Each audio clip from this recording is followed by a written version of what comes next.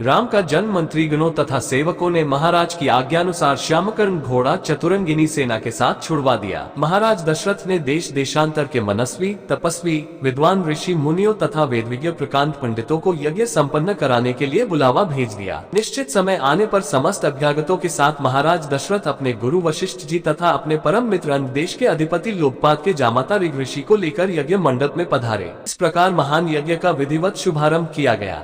संपूर्ण वातावरण वेदों की ऋचाओं के उच्च स्वर में पाठ से गूंजने तथा समिधा की सुगंध से महकने लगा। समस्त पंडितों, ब्राह्मणों, ऋषियों आदि को यथोचित धन धान्य, गौ आदि भेंट करके सादर विदा करने के साथ यज्ञ की समाप्ति हुई।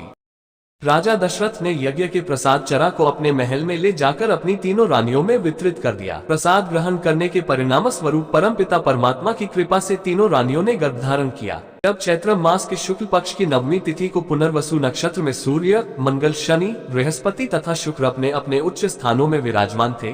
कर्क लग्न का उदय होते ही महाराज दशरथ की बड़ी रानी कौशल्या के गर्भ से एक शिशु का जन्म हुआ, जो कि श्यामवर्ण, अत्यंत तेजोमय, परम कांतिवान तथा अद्भुत सौंदर्यशाली था। उस शिशु को देखने वाले ठगे से रह जाते थे।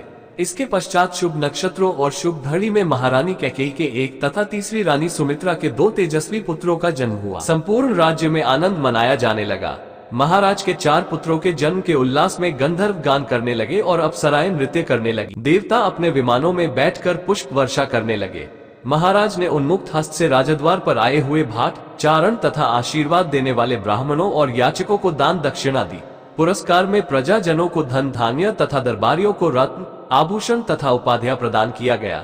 चारों पुत्रों का नामकरण संस्कार महर्षि वशिष्ठ के द्वारा कराया गया तथा उनके नाम रामचंद्र, भरत, लक्ष्मण और शत्रुघ्न रखे गए। आयु बढ़ने के साथ ही साथ रामचंद्र गुणों में भी अपने भाइयों से आगे बढ़ने तथा प्रजा में अत्यंत लोकप्रिय होने लगे। उनमें अत्यंत विलक्षण प्रतिभा थी, जिसके परिणाम स्वरूप अल्प काल में ही वे समस्त विषयों में पारंगत हो गए। उन्हें सभी प्रकार के अस्त्र शस्त्रों को चलाने तथा हाथी, घोड़े एवं सभी प्रकार के वाहनों की सवारी में उन्हें असाधारण निपुणता प्राप्त हो गई। वे निरंतर माता पिता और गुरुजनों की सेवा में लगे रहते थे। उनका अनुसरण शेष 3 भाई भी करते थे।